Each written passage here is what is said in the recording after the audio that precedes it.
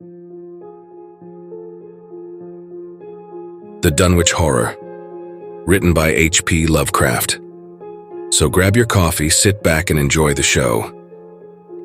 Gorgons and hydras and chimeras, dire stories of Celaeno and the Harpies, may reproduce themselves in the brain of superstition, but they were there before. They are transcripts, types. The archetypes are in us, and eternal. How else should the recital of that which we know in a waking sense to be false come to affect us all? Is it that we naturally conceive terror from such objects, considered in their capacity of being able to inflict upon us bodily injury? Oh, least of all, these terrors are of older standing. They date beyond body, or without the body they would have been the same. That the kind of fear here treated is purely spiritual, that it is strong in proportion as it is objectless on earth, that it predominates in the period of our sinless infancy, are difficulties the solution of which might afford some probable insight into our anti-mundane condition, and a peep at least into the shadowland of pre-existence. Charles Lamb, Witches and Other Night Fears. Chapter 1. When a traveler in north-central Massachusetts takes the wrong fork at the junction of Aylesbury Pike just beyond Dean's Corners, he comes upon a lonely and curious country. The ground gets higher, and the briar-bordered stone walls press closer and closer against the ruts of the dusty, curving road. The trees of the frequent forest belts seem too large, and the wild weeds, brambles, and grasses attain a luxuriance not often found in settled regions. At the same time, the planted fields appear singularly few and barren, while the sparsely scattered houses wear a surprisingly uniform aspect of age, squalor, and dilapidation. Without knowing why, one hesitates to ask directions from the gnarled, solitary figures spied now and then on crumbling doorsteps or on the sloping, rock-strewn meadows. Those figures are so silent and furtive that one feels somehow confronted by forbidden things, with which it would be better to have nothing to do.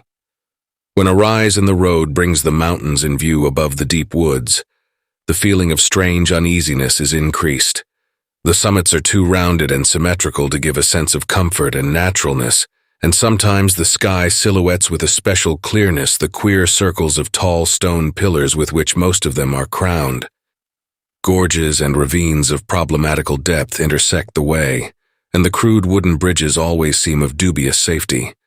When the road dips again, there are stretches of marshland that one instinctively dislikes, and indeed almost fears at evening when unseen whippoorwills chatter, and the fireflies come out in abnormal profusion to dance to the raucous, creepily insistent rhythms of stridently piping bullfrogs.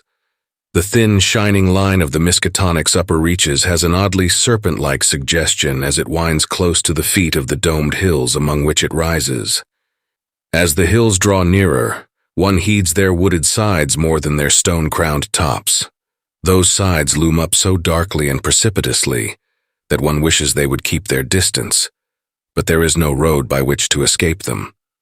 Across a covered bridge one sees a small village huddled between the stream and the vertical slope of Round Mountain, and wonders at the cluster of rotting gambrel roofs bespeaking an earlier architectural period than that of the neighboring region. It is not reassuring to see on a closer glance that most of the houses are deserted and falling to ruin, and that the broken steepled church now harbors the one slovenly mercantile establishment of the hamlet. One dreads to trust the tenebrous tunnel of the bridge, yet there is no way to avoid it. Once across, it is hard to prevent the impression of a faint, malign odor about the village street, as of the massed mold and decay of centuries. It is always a relief to get clear of the place, and to follow the narrow road around the base of the hills and across the level country beyond, till it rejoins the Aylesbury Pike. Afterwards, one sometimes learns that one has been through Dunwich. Outsiders visit Dunwich as seldom as possible, and since a certain season of horror, all the signboards pointing towards it have been taken down. The scenery, judged by an ordinary aesthetic canon, is more than commonly beautiful, yet there is no influx of artists or summer tourists. 2 centuries ago, when talk of witch blood, Satan worship, and strange forest presences was not laughed at, it was the custom to give reasons for avoiding the locality. In our sensible age, since the Dunwich Horror of 1928 was hushed up by those who had the town's and the world's welfare at heart, people shun it without knowing exactly why. Perhaps one reason, though it cannot apply to uninformed strangers, is that the natives are now repellently decadent, having gone far along that path of retrogression so common in many New England backwaters. They have come to form a race by themselves, with the well-defined mental and physical stigmata of degeneracy and inbreeding. The average of their intelligence is woefully low, whilst their annals reek of overt viciousness and of half-hidden murders, incests, and deeds of almost unnameable violence and perversity.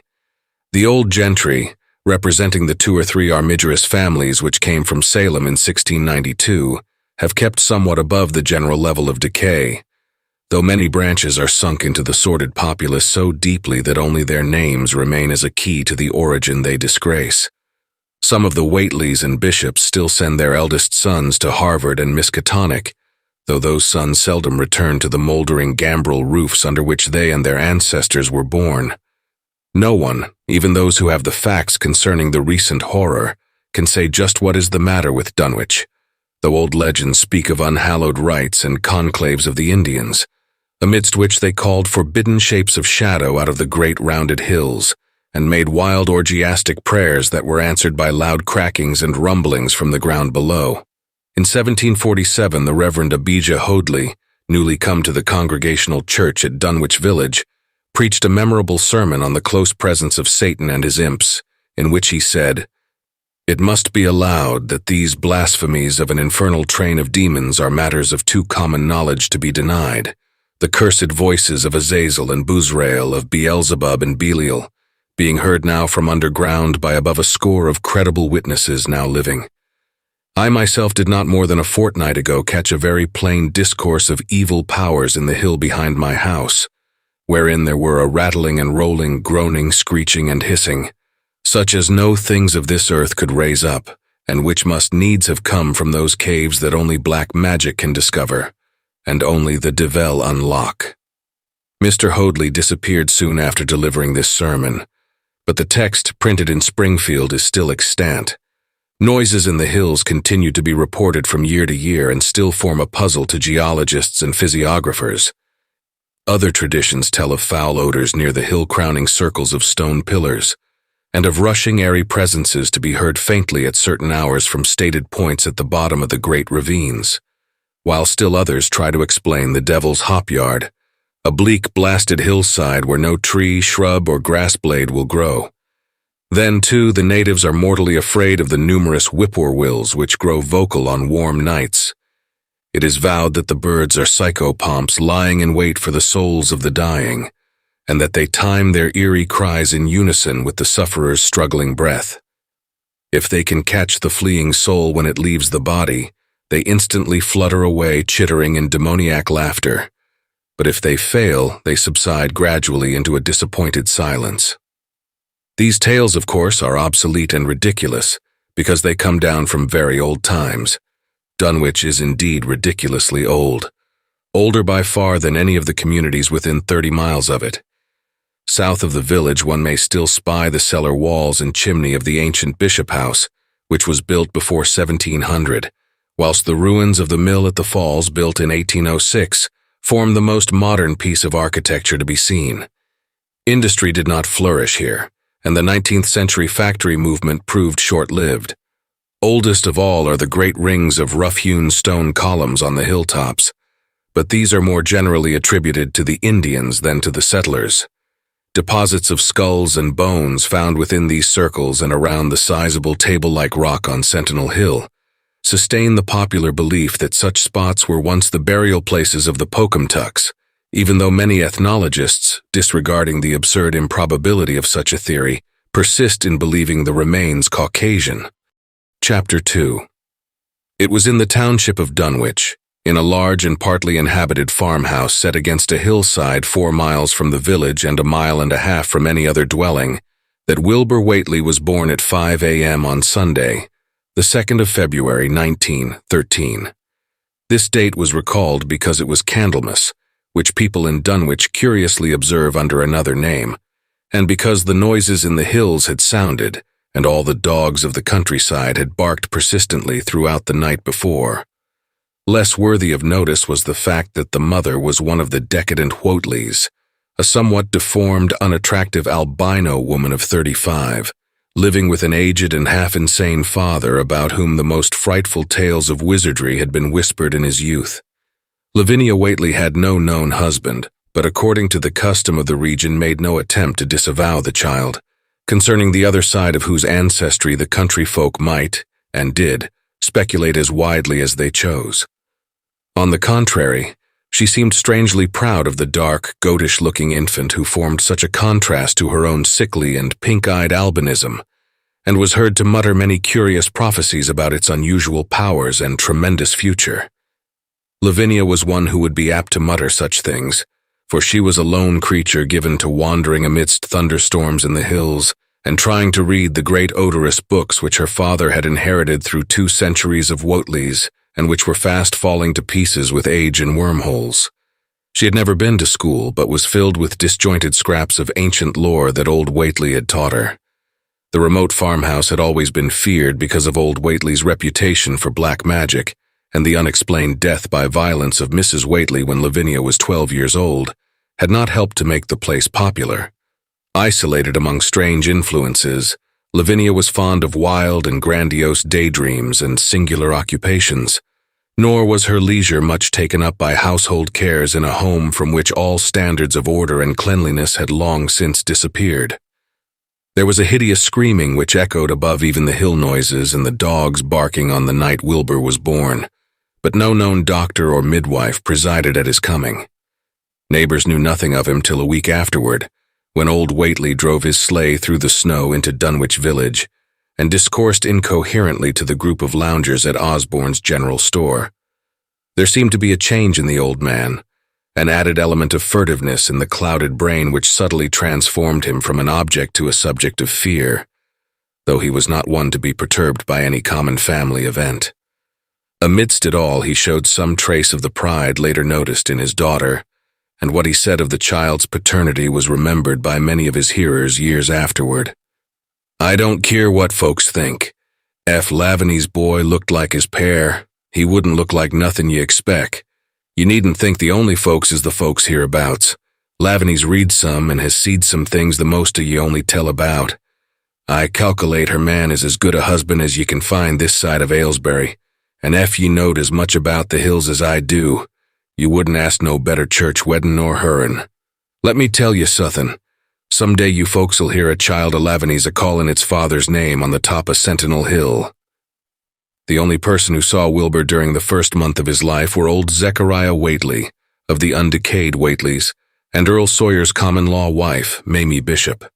Mamie's visit was frankly one of curiosity, and her subsequent tales did justice to her observations. But Zechariah came to lead a pair of Alderney cows which old Whately had bought of his son Curtis. This marked the beginning of a course of cattle buying on the part of small Wilbur's family which ended only in 1928, when the Dunwich Horror came and went. Yet at no time did the ramshackle Whately barn seem overcrowded with livestock.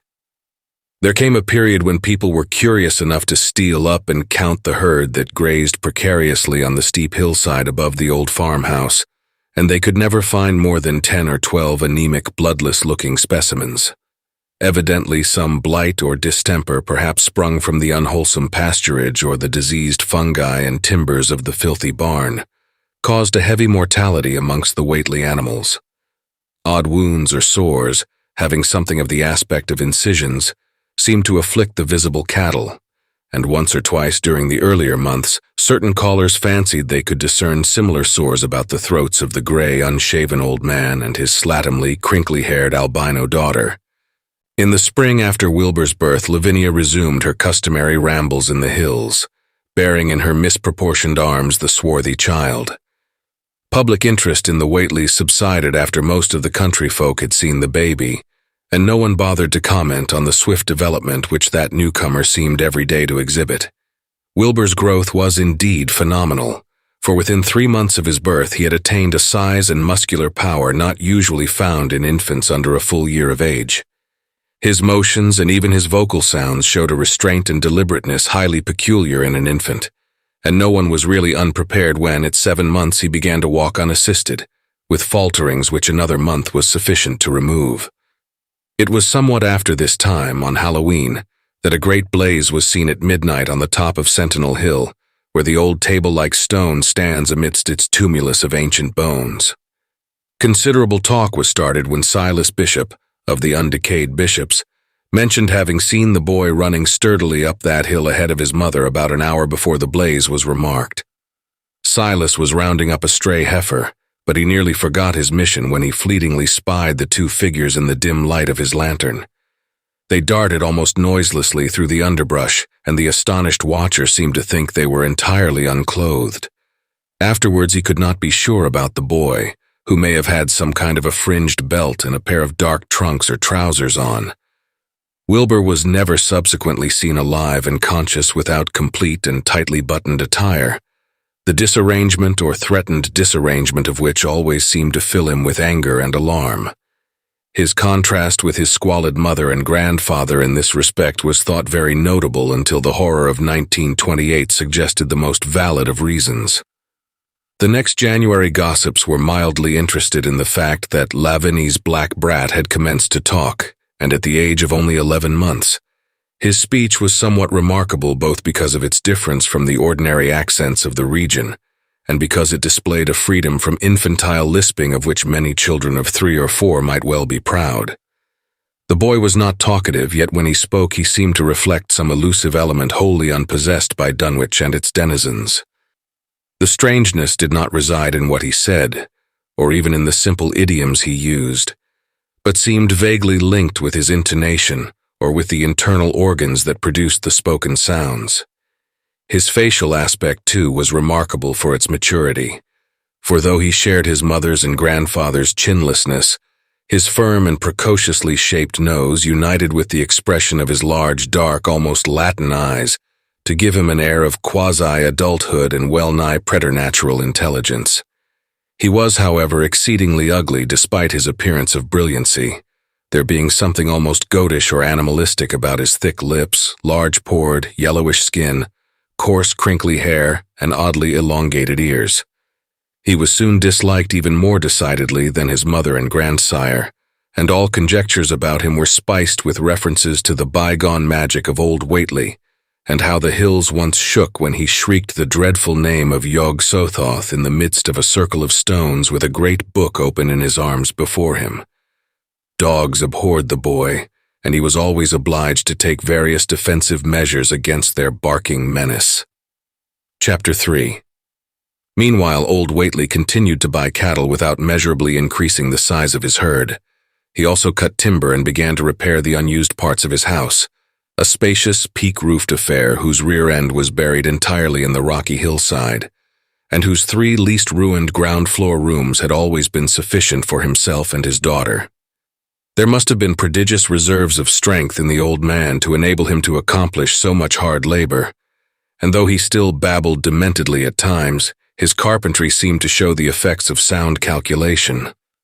It had already begun as soon as Wilbur was born, when one of the many tool sheds had been put suddenly in order, clapboarded, and fitted with a stout, fresh lock. Now, in restoring the abandoned upper story of the house, he was a no less thorough craftsman. His mania showed itself only in his tight boarding up of all the windows in the reclaimed section, though many declared that it was a crazy thing to bother with the reclamation at all. Less inexplicable was his fitting up of another downstairs room for his new grandson, a room which several callers saw, though no one was ever admitted to the closely boarded upper story. This chamber he lined with tall, firm shelving, along which he began gradually to arrange, in apparently careful order, all the rotting ancient books and parts of books, which during his own day had been heaped promiscuously in odd corners of the various rooms. "I made some use of 'em," he would say as he tried to mend a torn black-letter page with paste prepared on the rusty kitchen stove. "But the boy's fittin' to make better use of 'em. He'd orter have 'em as well so as he kin, for they're going to be all of his larnin'." When Wilbur was a year and 7 months old, in September 1914, his size and accomplishments were almost alarming. He had grown as large as a child of 4, and was a fluent and incredibly intelligent talker. He ran freely about the fields and hills, and accompanied his mother on all her wanderings. At home he would pore diligently over the queer pictures and charts in his grandfather's books, while old Whately would instruct and catechize him through long, hushed afternoons. By this time, the restoration of the house was finished, and those who watched it wondered why one of the upper windows had been made into a solid plank door. It was a window in the rear of the east gable end, close against the hill, and no one could imagine why a cleated wooden runway was built up to it from the ground. About the period of this work's completion, people noticed that the old tool house, tightly locked and windowlessly clapboarded since Wilbur's birth, had been abandoned again. The door swung listlessly open, and when Earl Sawyer once stepped within after a cattle-selling call on old Whately, he was quite discomposed by the singular odor he encountered. Such a stench, he averred, as he had never before smelt in all his life except near the Indian circles on the hills, and which could not come from anything sane or of this earth. But then the homes and sheds of Dunwich folk have never been remarkable for olfactory immaculateness. The following months were void of visible events, save that everyone swore to a slow but steady increase in the mysterious hill noises. On May Eve of 1915 there were tremors which even the Aylesbury people felt, whilst the following Halloween produced an underground rumbling queerly synchronized with bursts of flame. Them which Whately's doin's. From the summit of Sentinel Hill, Wilbur was growing up uncannily, so that he looked like a boy of 10 as he entered his 4th year. He read avidly by himself now, but talked much less than formerly. A settled taciturnity was absorbing him, and for the first time people began to speak specifically of the dawning look of evil in his goatish face. He would sometimes mutter an unfamiliar jargon, and chant in bizarre rhythms which chilled the listener with a sense of unexplainable terror. The aversion displayed towards him by dogs had now become a matter of wide remark, and he was obliged to carry a pistol in order to traverse the countryside in safety. His occasional use of the weapon did not enhance his popularity amongst the owners of canine guardians. The few callers at the house would often find Lavinia alone on the ground floor, while odd cries and footsteps resounded in the boarded-up 2nd story. She would never tell what her father and the boy were doing up there, though once she turned pale and displayed an abnormal degree of fear when a jocose fish peddler tried the locked door leading to the stairway. That peddler told the store loungers at Dunwich Village that he thought he heard a horse stamping on that floor above. The loungers reflected, thinking of the door and runway, and of the cattle that so swiftly disappeared. Then they shuddered as they recalled tales of old Whately's youth, and of the strange things that are called out of the earth when a bullock is sacrificed at the proper time to certain heathen gods. It had for some time been noticed that dogs had begun to hate and fear the whole Whately place as violently as they hated and feared young Wilbur personally. In 1917 the war came, and Squire Sawyer Whately, as chairman of the local draft board, had hard work finding a quota of young Dunwich men fit even to be sent to development camp. The government, alarmed at such signs of wholesale regional decadence, sent several officers and medical experts to investigate, conducting a survey which New England newspaper readers may still recall. It was the publicity attending this investigation which set reporters on the track of the Whateleys, and caused the Boston Globe and Arkham Advertiser to print flamboyant Sunday stories of young Wilbur's precociousness, old Whately's black magic, and the shelves of strange books, the sealed 2nd story of the ancient farmhouse, and the weirdness of the whole region and its hill noises. Wilbur was 4.5 then, and looked like a lad of 15. His lips and cheeks were fuzzy with a coarse dark down, and his voice had begun to break. Earl Sawyer went out to the Whately place with both sets of reporters and cameramen, and called their attention to the queer stench which now seemed to trickle down from the sealed upper spaces. It was, he said, exactly like a smell he had found in the tool shed abandoned when the house was finally repaired, and like the faint odors which he sometimes thought he caught near the stone circle on the mountains. Dunwich folk read the stories when they appeared, and grinned over the obvious mistakes. They wondered, too, why the writers made so much of the fact that old Whately always paid for his cattle in gold pieces of extremely ancient date. The Whateleys had received their visitors with ill-concealed distaste, though they did not dare court further publicity by a violent resistance or refusal to talk. Chapter 4. For a decade, the annals of the Whateleys sink indistinguishably into the general life of a morbid community, used to their queer ways, and hardened to their May Eve and All Hallows orgies. Twice a year they would light fires on the top of Sentinel Hill, at which times the mountain rumblings would recur with greater and greater violence, while at all seasons there were strange and portentous doings at the lonely farmhouse. In the course of time, callers professed to hear sounds in the sealed upper story even when all the family were downstairs, and they wondered how swiftly or how lingeringly a cow or bullock was usually sacrificed. There was talk of a complaint to the Society for the Prevention of Cruelty to Animals, but nothing ever came of it, since Dunwich folk are never anxious to call the outside world's attention to themselves. About 1923, when Wilbur was a boy of 10, whose mind, voice, stature, and bearded face gave all the impressions of maturity, a second great siege of carpentry went on at the old house. It was all inside the sealed upper part, and from bits of discarded lumber people concluded that the youth and his grandfather had knocked out all the partitions and even removed the attic floor, leaving only one vast open void between the ground story and the peaked roof. They had torn down the great central chimney too, and fitted the rusty range with a flimsy outside tin stovepipe. In the spring after this event, old Whately noticed the growing number of whippoorwills that would come out of Cold Spring Glen to chirp under his window at night. He seemed to regard the circumstance as one of great significance, and told the loungers at Osborne's that he thought his time had almost come.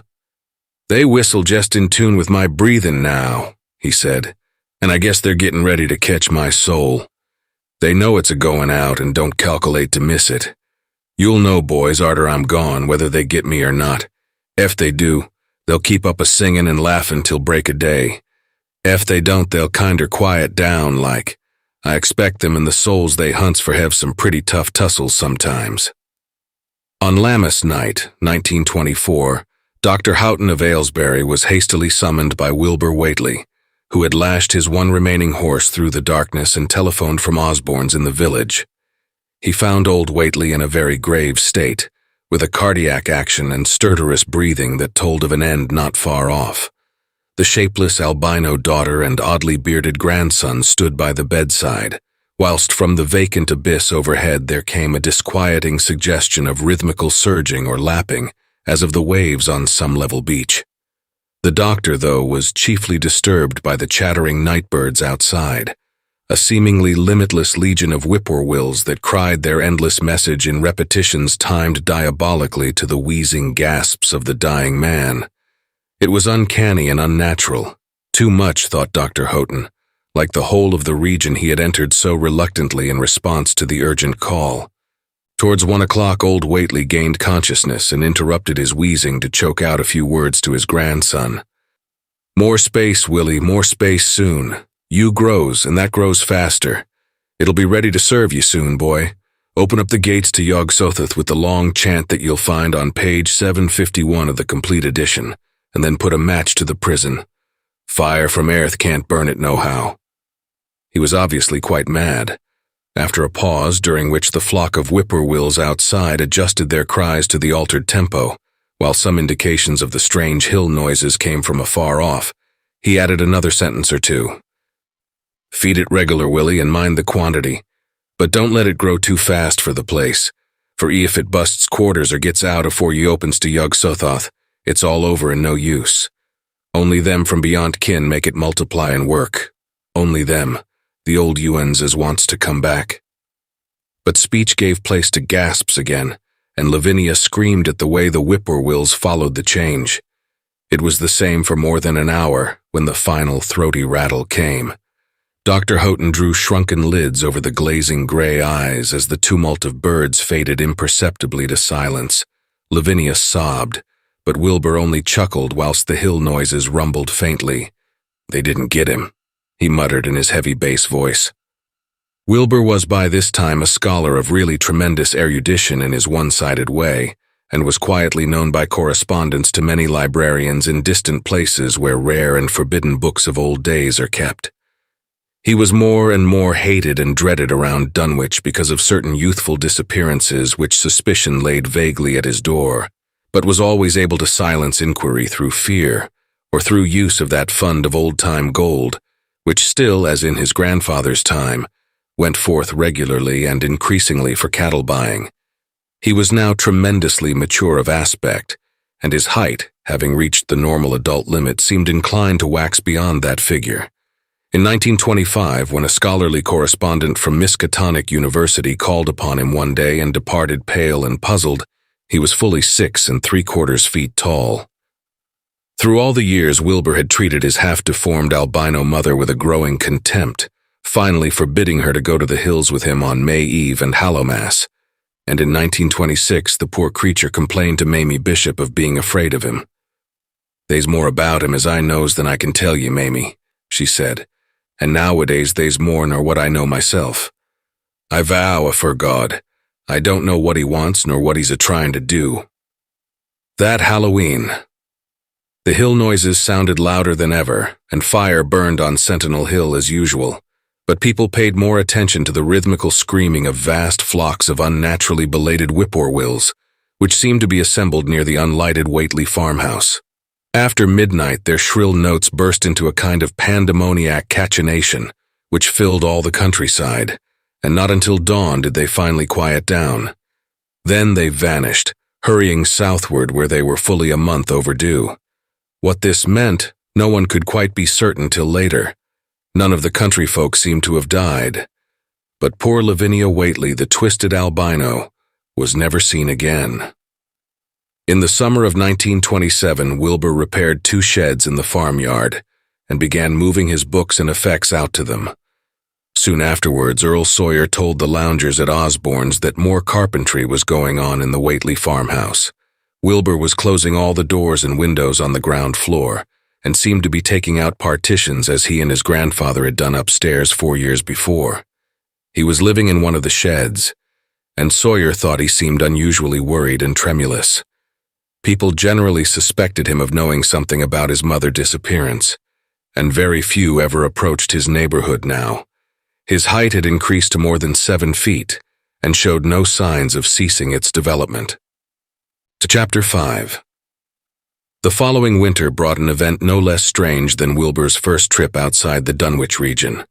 Correspondence with the Widener Library at Harvard, the Bibliothèque Nationale in Paris, the British Museum, the University of Buenos Aires, and the library of Miskatonic University at Arkham had failed to get him the loan of a book he desperately wanted. So at length he set out in person, shabby, dirty, bearded, and uncouth of dialect, to consult the copy at Miskatonic, which was the nearest to him geographically. Almost 8 feet tall and carrying a cheap new valise from Osborne's general store, this dark and goatish gargoyle appeared one day in Arkham in quest of the dreaded volume kept under lock and key at the college library. The hideous Necronomicon of the mad Arab Abdul al-Hazred in Olaus Wormius's Latin version, as printed in Spain in the 17th century. He had never seen a city before, but had no thought save to find his way to the university grounds, where indeed he passed heedlessly by the great white-fanged watchdog that barked with unnatural fury and enmity and tugged frantically at its stout chain. Wilbur had with him the priceless but imperfect copy of Dr. Dee's English version which his grandfather had bequeathed him, and upon receiving access to the Latin copy he at once began to collate the 2 texts with the aim of discovering a certain passage which would have come on the 751st page of his own defective volume. This much he could not civilly refrain from telling the librarian, the same erudite Henry Armitage, A.M. Miskatonic Ph.D. Princeton Lit D. Johns Hopkins, who had once called at the farm, and who now politely plied him with questions. He was looking, he had to admit, for a kind of formula or incantation containing the frightful name Yog-Sothoth, and it puzzled him to find discrepancies, duplications, and ambiguities which made the matter of determination far from easy. As he copied the formula he finally chose, Dr. Armitage looked involuntarily over his shoulder at the open pages, the left-hand one of which in the Latin version contained such monstrous threats to the peace and sanity of the world. "Nor is it to be thought," ran the text as Armitage mentally translated it, "that man is either the oldest or the last of earth's masters, or that the common bulk of life and substance walks alone. The old ones were, the old ones are, and the old ones shall be.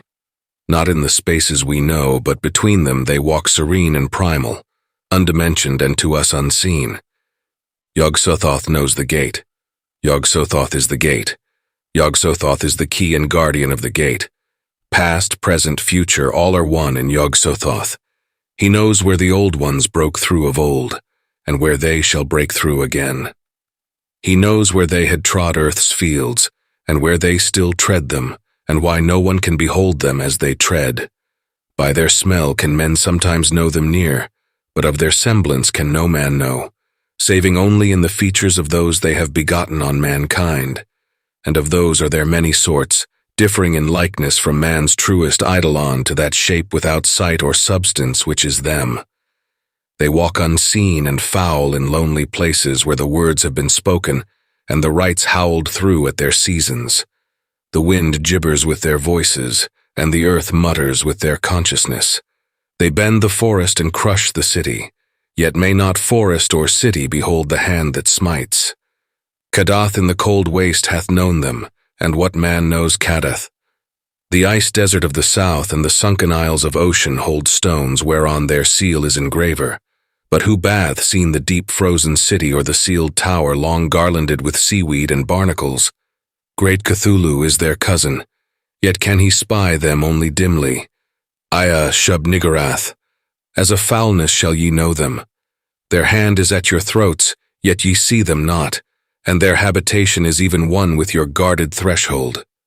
Yog-Sothoth is the key to the gate, whereby the spheres meet. Man rules now where they ruled once. They shall soon rule where man rules now. After summer is winter, after winter summer. They wait patient and potent, for here shall they reign again. Dr. Armitage, associating what he was reading with what he had heard of Dunwich and its brooding presences, and of Wilbur Whately and his dim, hideous aura that stretched from a dubious birth to a cloud of probable matricide, felt a wave of fright as tangible as a draught of the tomb's cold clamminess. The bent, goatish giant before him seemed like the spawn of another planet or dimension, like something only partly of mankind, and linked to black gulfs of essence and entity that stretched like titan phantasms beyond all spheres of force and matter, space and time. Presently, Wilbur raised his head and began speaking in that strange, resonant fashion which hinted at sound-producing organs unlike the run of mankind's. "Mr. Armitage," he said, "I calculate I've got to take that book home. They's things in it I've got to try under sartain conditions that I can't get here, and UD be a mortal sin to let a red tape rule hold me up. Let me take it along, sir, and I'll swore they won't nobody know the difference. I don't need to tell you I'll take good care of it. It won't me that put this D copy in the shape it is." He stopped as he saw firm denial on the librarian's face, and his own goatish features grew crafty. Armitage, half ready to tell him he might make a copy of what parts he needed, thought suddenly of the possible consequences and checked himself. There was too much responsibility in giving such a being the key to such blasphemous outer spheres. Whately saw how things stood and tried to answer lightly. "Well, all right, if you feel that way about it. Maybe Harvard won't be so fussy as you be." And without saying more, he rose and strode out of the building, stooping at each doorway. Armitage heard the savage yelping of the great watchdog and studied Whately's gorilla-like lope as he crossed the bit of campus visible from the window. He thought of the wild tales he had heard, and recalled the old Sunday stories in the Advertiser, these things, and the lore he had picked up from Dunwich rustics and villagers during his one visit there. Unseen things not of Earth, or at least not of tri-dimensional Earth, rushed fleeted and horrible through New England's glens, and brooded obscenely on the mountain-tops. Of this he had long felt certain. Now he seemed to sense the close presence of some terrible part of the intruding horror, and to glimpse a hellish advance in the black dominion of the ancient and once passive nightmare. He locked away the Necronomicon with a shudder of disgust, but the room still reeked with an unholy and unidentifiable stench. "As of foulness shall ye know them," he quoted. Yes, the odor was the same as that which had sickened him at the Whately farmhouse less than 3 years before. He thought of Wilbur, goatish and ominous once again, and laughed mockingly at the village rumors of his parentage. "Inbreeding?" Armitage muttered half aloud to himself. "Great God, what simpletons! Show them Arthur Machen's Great God Pan and they'll think it a common Dunwich scandal. But what thing, what cursed shapeless influence on or off this three-dimensional earth was Wilbur Whately's father? Born on Candlemas, 9 months after May Eve of 1912, when the talk about the queer earth noises reached clear to Arkham. What walked on the mountains that May night? What rude mass horror fastened itself on the world in half-human flesh and blood? During the ensuing weeks, Dr. Armitage set about to collect all possible data on Wilbur Whately and the formless presences around Dunwich. He got in communication with Dr. Houghton of Aylesbury, who had attended old Whately in his last illness, and found much to ponder over in the grandfather's last words as quoted by the physician. A visit to Dunwich Village failed to bring out much that was new, but a close survey of the Necronomicon in those parts which Wilbur had sought so avidly seemed to supply new and terrible clues to the nature, methods, and desires of the strange evil so vaguely threatening this planet. Talks with several students of archaic lore in Boston, and letters to many others elsewhere, gave him a growing amazement which passed slowly through varied degrees of alarm to a state of really acute spiritual fear. As the summer drew on, he felt dimly that something ought to be done about the lurking terrors of the upper Miskatonic Valley, and about the monstrous being known to the human world as Wilbur Whately. Chapter 6. The Dunwich Horror itself came between Lammas and the equinox in 1928, and Dr. Armitage was among those who witnessed its monstrous prologue. He had heard, meanwhile, of Whately's grotesque trip to Cambridge, and of his frantic efforts to borrow or copy from the Necronomicon at the Widener Library. Those efforts had been in vain, since Armitage had issued warnings of the keenest intensity to all librarians having charge of the dreaded volume. Wilbur had been shockingly nervous at Cambridge, anxious for the book, yet almost equally anxious to get home again, as if he feared the results of being away long. Early in August, the half-expected outcome developed, and in the small hours of the 3rd, Dr. Armitage was awakened suddenly by the wild, fierce cries of the savage watchdog on the college campus. Deep and terrible, the snarling, half-mad growls and barks continued, always in mounting volume but with hideously significant pauses. Then there rang out a scream from a wholly different throat, such a scream as roused half the sleepers of Arkham and haunted their dreams ever afterwards, such a scream as could come from no being born of earth, or wholly of earth. Armitage, hastening into some clothing and rushing across the street and lawn to the college buildings, saw that others were ahead of him, and heard the echoes of a burglar alarm still shrilling from the library. An open window showed black and gaping in the moonlight. What had come had indeed completed its entrance, for the barking and the screaming, now fast fading into a mixed low growling and moaning, proceeded unmistakably from within. Some instinct warned Armitage that what was taking place was not a thing for unfortified eyes to see, so he brushed back the crowd with authority as he unlocked the vestibule door. Among the others, he saw Professor Warren Rice and Dr. Francis Morgan, men to whom he had told some of his conjectures and misgivings, and these two he motioned to accompany him inside. The inward sounds, except for a watchful droning whine from the dog, had by this time quite subsided, but Armitage now perceived with a sudden start that a loud chorus of whippoorwills among the shrubbery had commenced a damnably rhythmical piping, as if in unison with the last breaths of a dying man. The building was full of a frightful stench which Dr. Armitage knew too well, and the 3 men rushed across the hall to the small genealogical reading room whence the low whining came. For a second nobody dared to turn on the light, then Armitage summoned up his courage and snapped the switch. One of the 3, it is not certain which, shrieked aloud at what sprawled before them among disordered tables and overturned chairs. Professor Rice declares that he wholly lost consciousness for an instant, though he did not stumble or fall.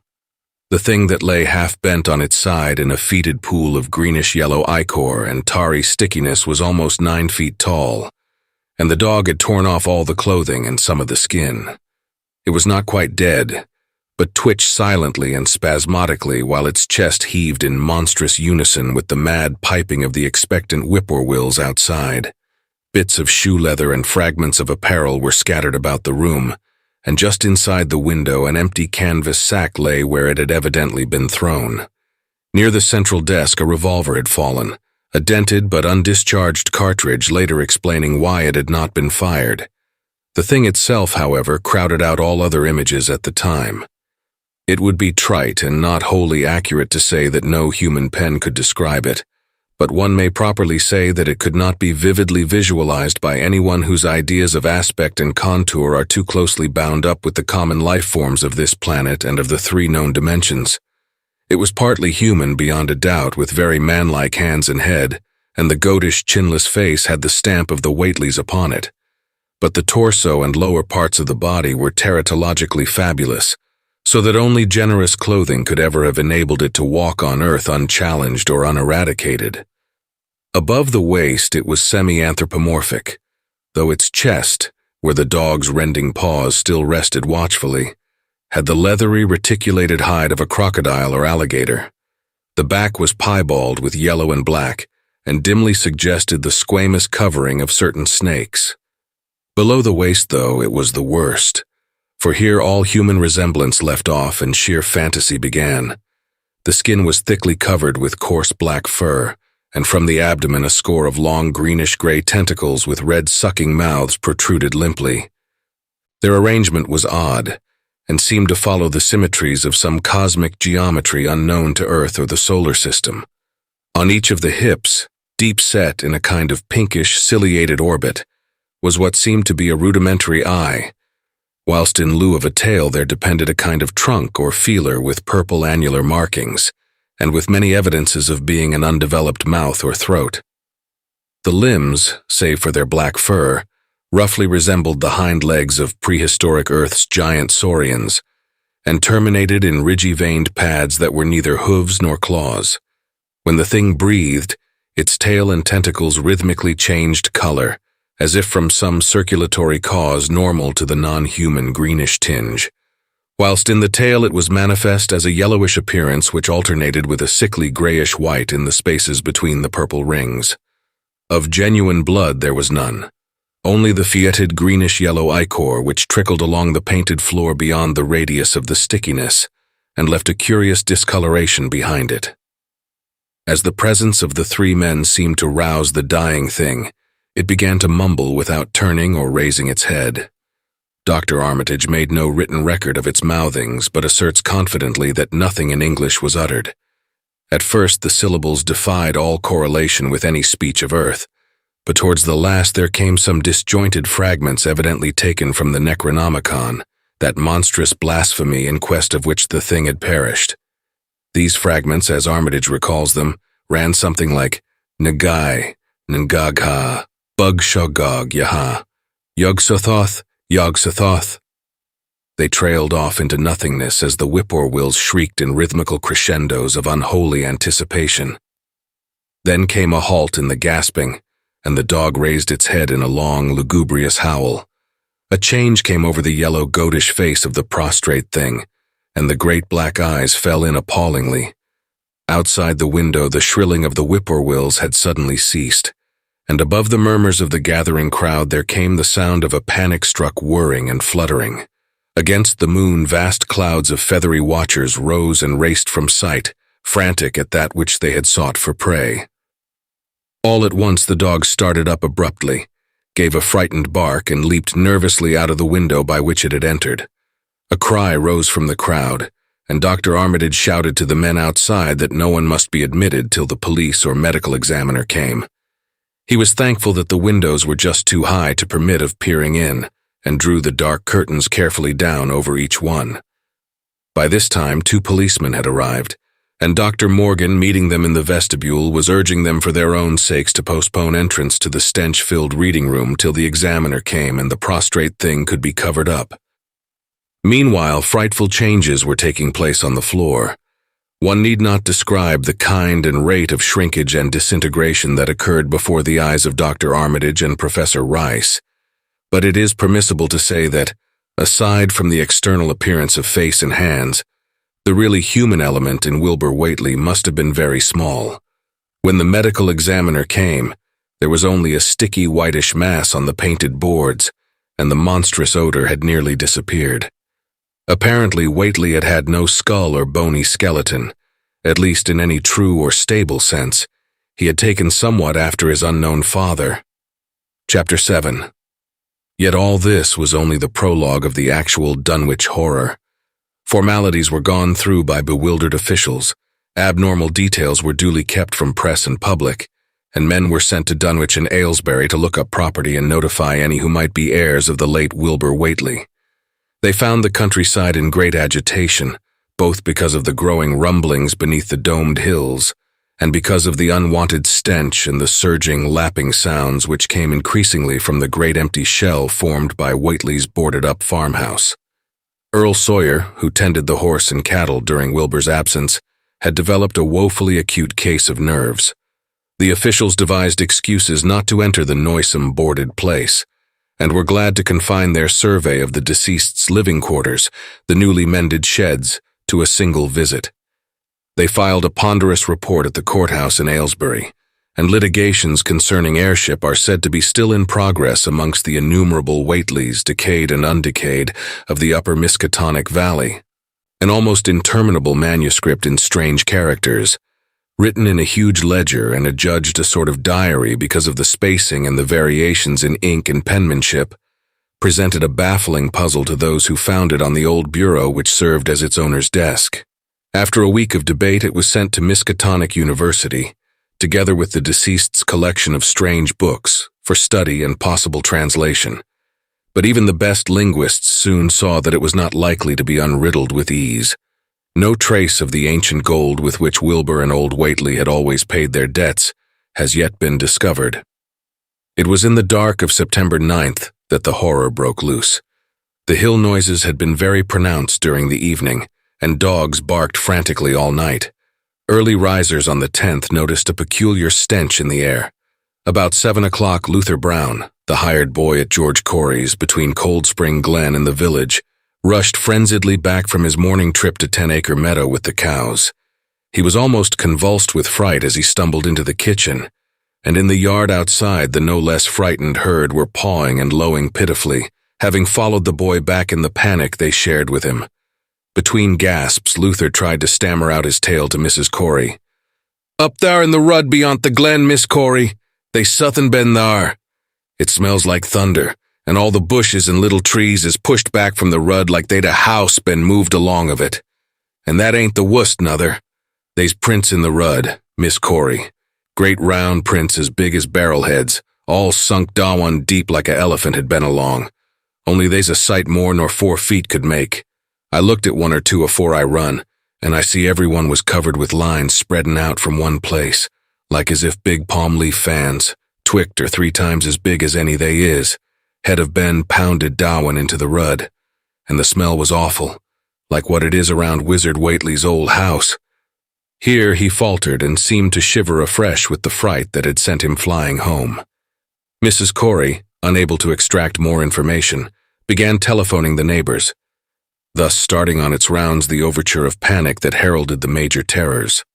When she got Sally Sawyer, housekeeper at Seth Bishop's, the nearest place to Whately's, it became her turn to listen instead of transmit, for Sally's boy Chauncey, who slept poorly, had been up on the hill towards Whately's, and had dashed back in terror after one look at the place, and at the pasturage where Mr. Bishop's cows had been left out all night.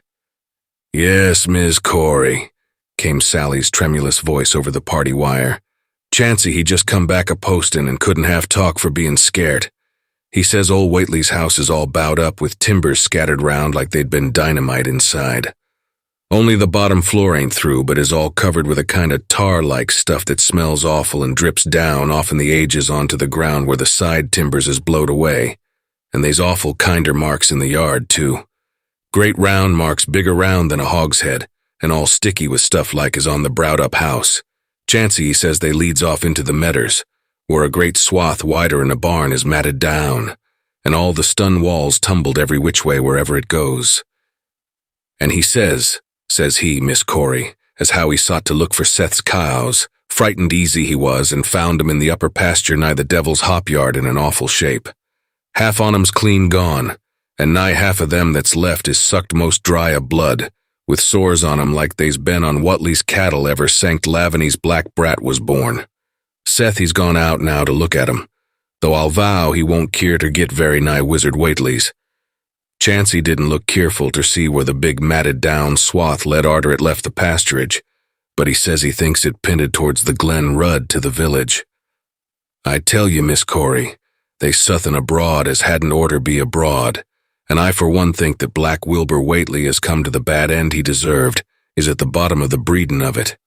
He want all human hisself, I allus says to everybody, and I think he and old Whately must have raised suthin in that there nailed-up house as ain't even so human as he was. They's allus been unseen things around Dunwich, livin' things, as ain't human and ain't good for human folks. The ground was a-talkin' last night, and towards mornin' Chancey he heard the whippoorwill so loud in Cold Spring Glen he couldn't sleep none. Then he thought he heard another faint-like sound over towards Wizard Whately's, a kinder rippin' or tearin' of wood like some big box or crate was bein' opened for off. What with this and that, he didn't get to sleep at all till sunup, and no sooner was he up this mornin', but he's got to go over to Whately's and see what's the matter. He see enough, I tell you, Miss Corey. This don't mean no good, and I think as all the men folks ought to get up a party and do suthin'. I know suthin' awful's about and feel my time is nigh, though only God knows just what it is. Did your Luther take account of where them big tracks led to? No? Well, Miss Corey, ef they was on the Glen Rudd this side of the glen, and ain't got to your house yet, I calculate they must go into the glen itself. They would do that. I allus says Cold Spring Glen ain't no healthy nor decent place. The whippoorwills and fireflies there never did act like they was creators of God, and they's them as says you can hear strange things a-rushin' and a-talkin' in the air dawin' their ef you stand in the right place, atween the rock falls and Bear's Den. By that noon, fully 3/4 of the men and boys of Dunwich were trooping over the roads and meadows between the new-made Whately ruins and Cold Spring Glen, examining in horror the vast, monstrous prints, the maimed bishop cattle, the strange, noisome wreck of the farmhouse, and the bruised, matted vegetation of the fields and roadside. Whatever had burst loose upon the world had assuredly gone down into the great sinister ravine, for all the trees on the banks were bent and broken, and a great avenue had been gouged in the precipice-hanging underbrush.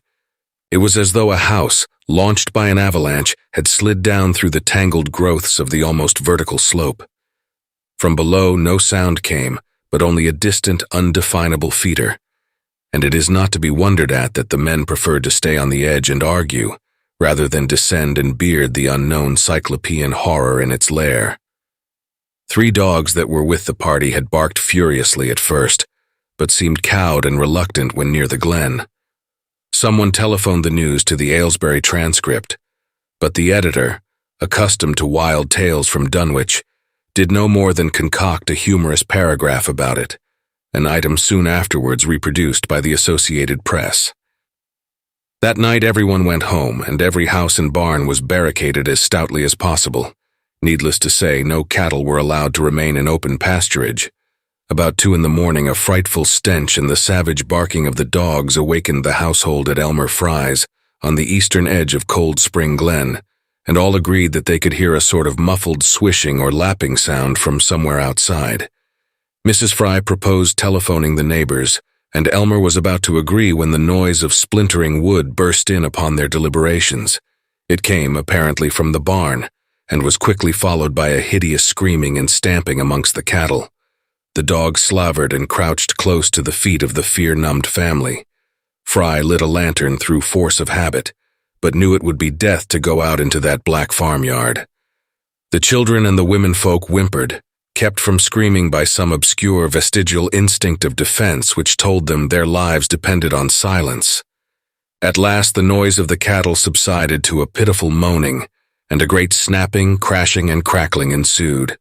The Frys, huddled together in the sitting room, did not dare to move until the last echoes died away far down in Cold Spring Glen. Then, amidst the dismal moans from the stable and the demoniac piping of the late whippoorwills in the glen, Selina Fry tottered to the telephone and spread what news she could of the second phase of the horror. The next day all the countryside was in a panic, and cowed, uncommunicative groups came and went where the fiendish thing had occurred. 2 titan swaths of destruction stretched from the glen to the Fry farmyard. Monstrous prints covered the bare patches of ground, and one side of the old red barn had completely caved in. Of the cattle, only a quarter could be found and identified. Some of these were in curious fragments, and all that survived had to be shot. Earl Sawyer suggested that help be asked from Aylesbury or Arkham, but others maintained it would be of no use. Old Zebulon Whately, of a branch that hovered about halfway between soundness and decadence, made darkly wild suggestions about rites that ought to be practiced on the hilltops.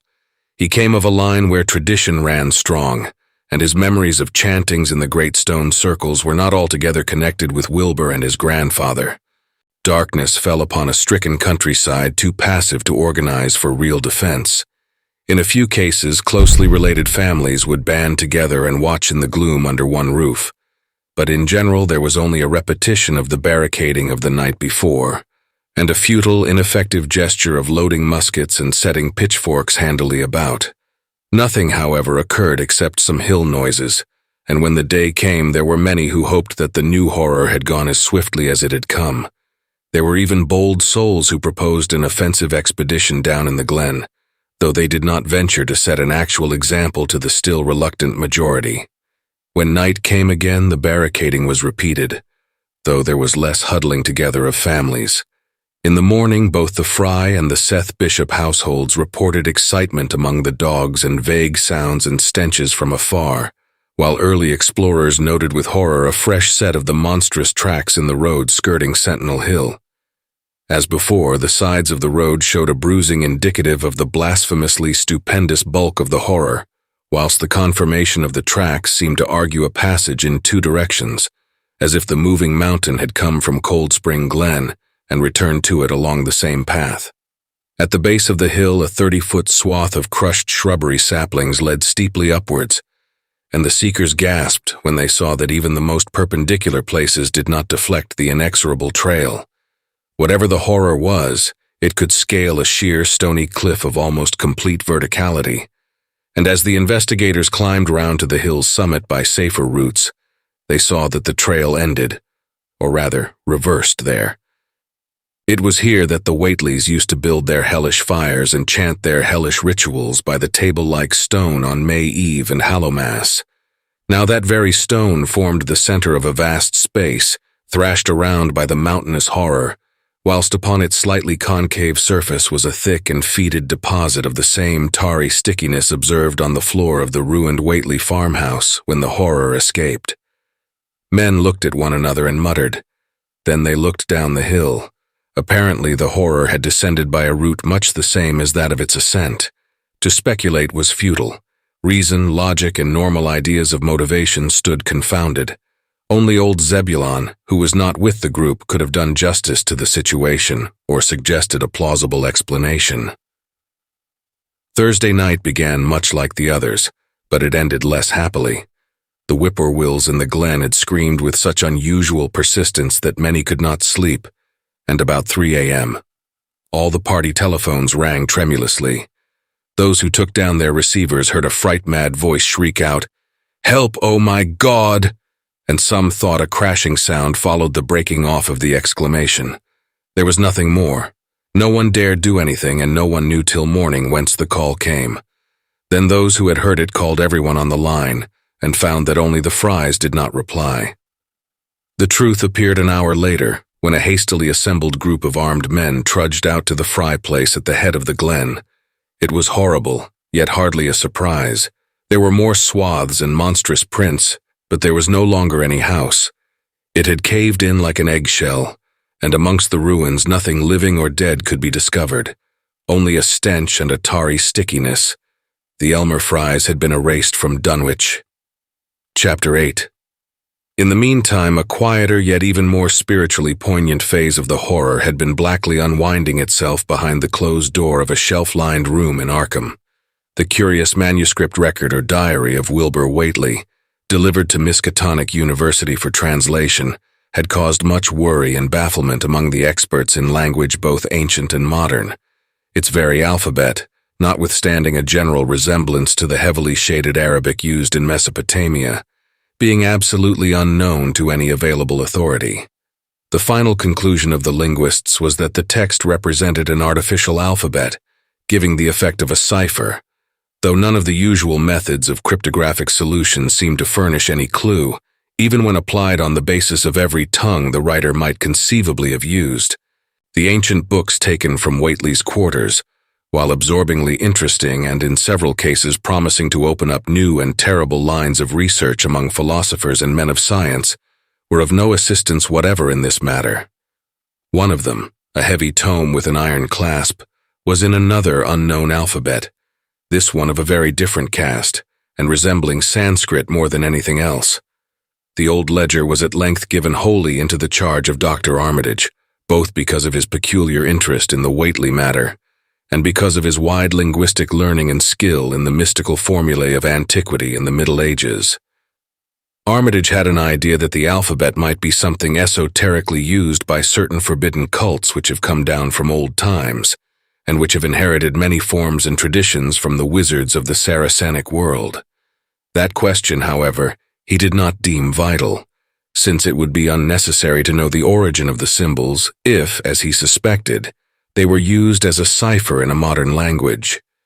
It was his belief that, considering the great amount of text involved, the writer would scarcely have wished the trouble of using another speech than his own, save perhaps in certain special formulae and incantations. Accordingly, he attacked the manuscript with the preliminary assumption that the bulk of it was in English. Dr. Armitage knew from the repeated failures of his colleagues that the riddle was a deep and complex one, and that no simple mode of solution could merit even a trial.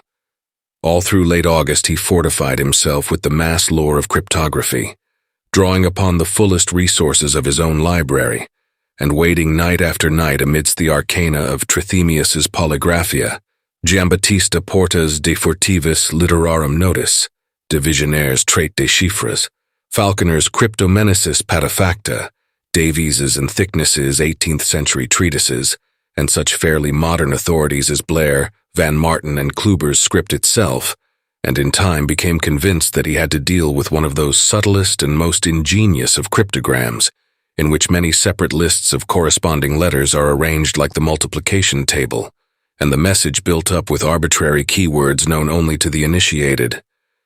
The older authorities seemed rather more helpful than the newer ones, and Armitage concluded that the code of the manuscript was one of great antiquity, no doubt handed down through a long line of mystical experimenters.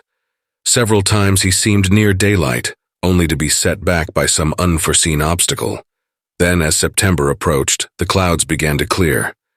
Certain letters, as used in certain parts of the manuscript, emerged definitely and unmistakably, and it became obvious that the text was indeed in English. On the evening of September 2nd, the last major barrier gave way, and Dr. Armitage read for the first time a continuous passage of Wilbur Whately's Annals. It was in truth a diary, as all had thought, and it was couched in a style clearly showing the mixed occult erudition and general illiteracy of the strange being who wrote it. Almost the first long passage that Armitage deciphered, an entry dated November 26, 1916, proved highly startling and disquieting.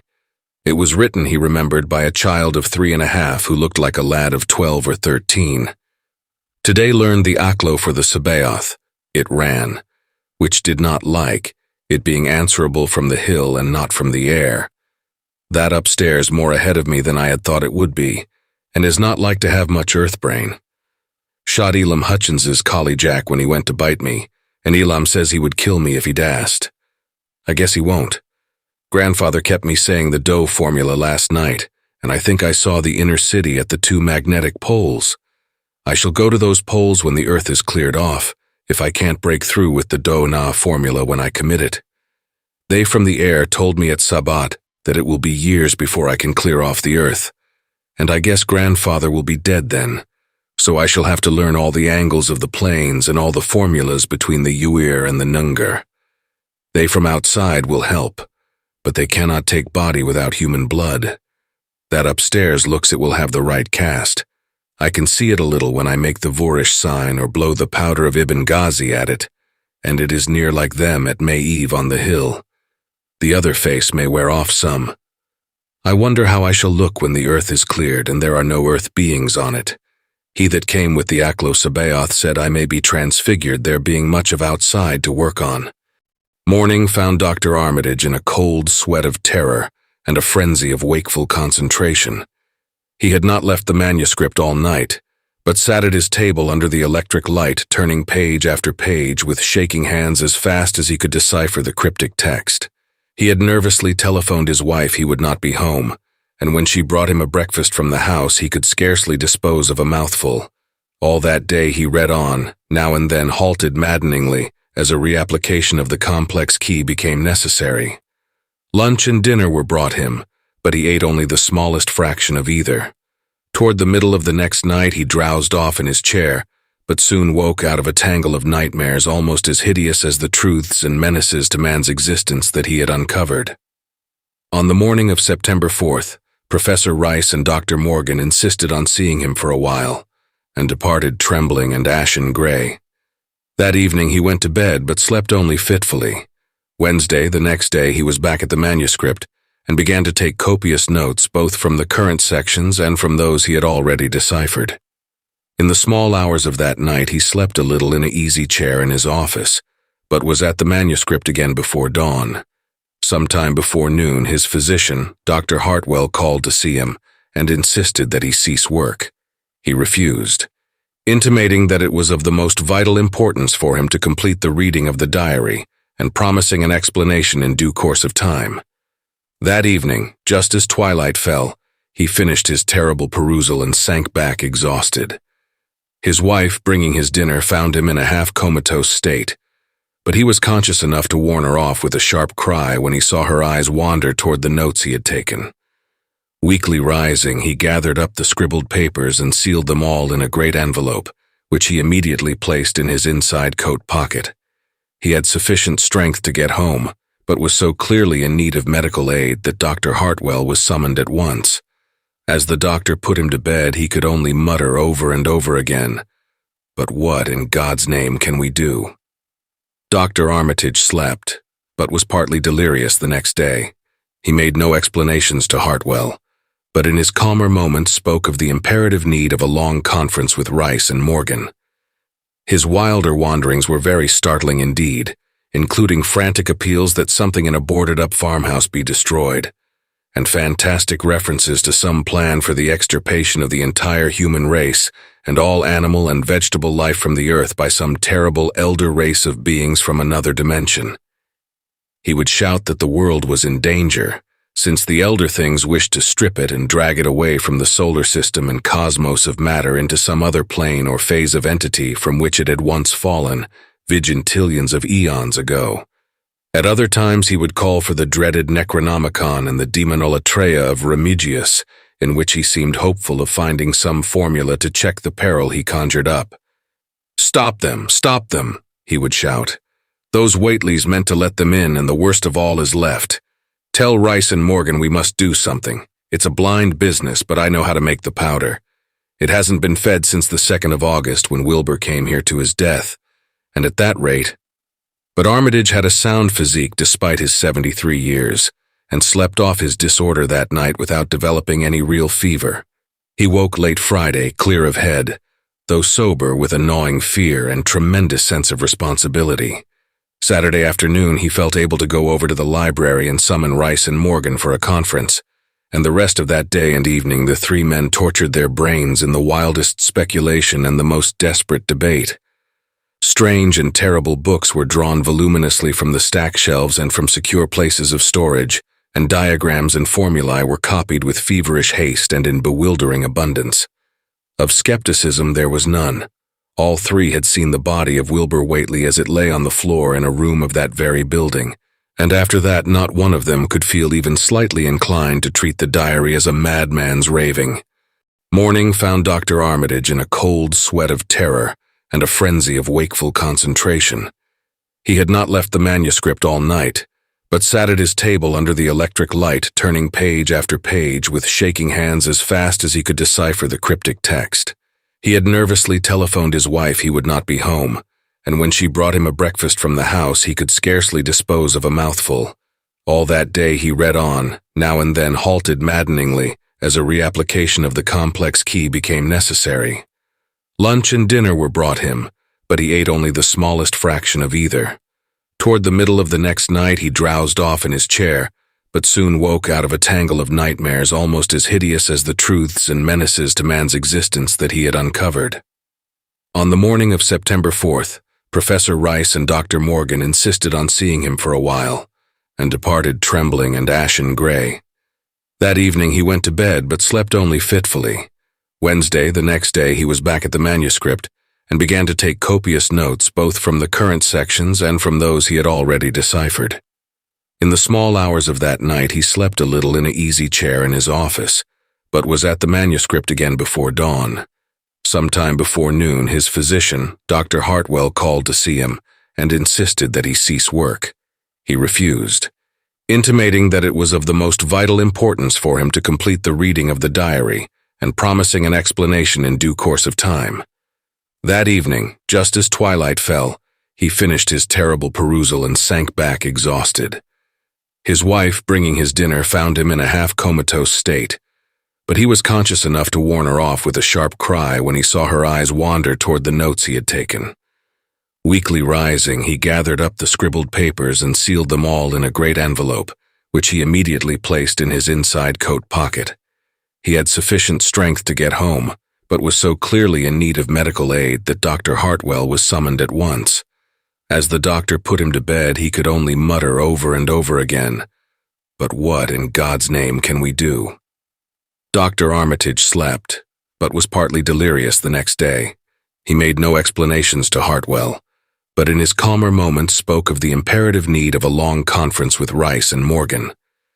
His wilder wanderings were very startling indeed, including frantic appeals that something in a boarded-up farmhouse be destroyed, and fantastic references to some plan for the extirpation of the entire human race and all animal and vegetable life from the earth by some terrible elder race of beings from another dimension. He would shout that the world was in danger, since the elder things wished to strip it and drag it away from the solar system and cosmos of matter into some other plane or phase of entity from which it had once fallen, vigintillions of eons ago. At other times he would call for the dreaded Necronomicon and the Demonolatreia of Remigius, in which he seemed hopeful of finding some formula to check the peril he conjured up. Stop them, he would shout. "Those Whateleys meant to let them in, and the worst of all is left. Tell Rice and Morgan we must do something. It's a blind business, but I know how to make the powder. It hasn't been fed since the 2nd of August when Wilbur came here to his death, and at that rate..." But Armitage had a sound physique despite his 73 years, and slept off his disorder that night without developing any real fever. He woke late Friday, clear of head, though sober with a gnawing fear and tremendous sense of responsibility. Saturday afternoon he felt able to go over to the library and summon Rice and Morgan for a conference, and the rest of that day and evening the three men tortured their brains in the wildest speculation and the most desperate debate. Strange and terrible books were drawn voluminously from the stack shelves and from secure places of storage, and diagrams and formulae were copied with feverish haste and in bewildering abundance. Of skepticism there was none. All three had seen the body of Wilbur Whateley as it lay on the floor in a room of that very building, and after that not one of them could feel even slightly inclined to treat the diary as a madman's raving. Opinions were divided as to notifying the Massachusetts State Police, and the negative finally won. There were things involved which simply could not be believed by those who had not seen a sample, as indeed was made clear during certain subsequent investigations. Late at night, the conference disbanded without having developed a definite plan, but all day Sunday Armitage was busy comparing formulae and mixing chemicals obtained from the college laboratory. The more he reflected on the hellish diary, the more he was inclined to doubt the efficacy of any material agent in stamping out the entity which Wilbur Whateley had left behind him. The earth-threatening entity which, unknown to him, was to burst forth in a few hours and become the memorable Dunwich Horror. Monday was a repetition of Sunday with Dr. Armitage, for the task in hand required an infinity of research and experiment. Further consultations of the monstrous diary brought about various changes of plan, and he knew that even in the end a large amount of uncertainty must remain. By Tuesday he had a definite line of action mapped out, and believed he would try a trip to Dunwich within a week. Then, on Wednesday, the great shock came. Tucked obscurely away in a corner of the Arkham Advertiser was a facetious little item from the Associated Press, telling what a record-breaking monster the bootleg whiskey of Dunwich had raised up. Armitage, half-stunned, could only telephone for Rice and Morgan. Far into the night they discussed, and the next day was a whirlwind of preparation on the part of them all. Armitage knew he would be meddling with terrible powers, yet saw that there was no other way to annul the deeper and more malign meddling which others had done before him. Chapter 9. Friday morning. Armitage, Rice, and Morgan set out by motor for Dunwich, arriving at the village about 1 in the afternoon. The day was pleasant, but even in the brightest sunlight a kind of quiet dread and portent seemed to hover about the strangely domed hills and the deep shadowy ravines of the stricken region. Now and then on some mountain top a gaunt circle of stones could be glimpsed against the sky. From the air of hushed fright at Osborne's store, they knew something hideous had happened, and soon learned of the annihilation of the Elmer Fry house and family. Throughout that afternoon they rode around Dunwich, questioning the natives concerning all that had occurred, and seeing for themselves with rising pangs of horror the drear Fry ruins with their lingering traces of the tarry stickiness, the blasphemous tracks in the Fry yard, the wounded Seth Bishop cattle, and the enormous swaths of disturbed vegetation in various places. The trail up and down Sentinel Hill seemed to Armitage of almost cataclysmic significance, and he looked long at the sinister altar-like stone on the summit.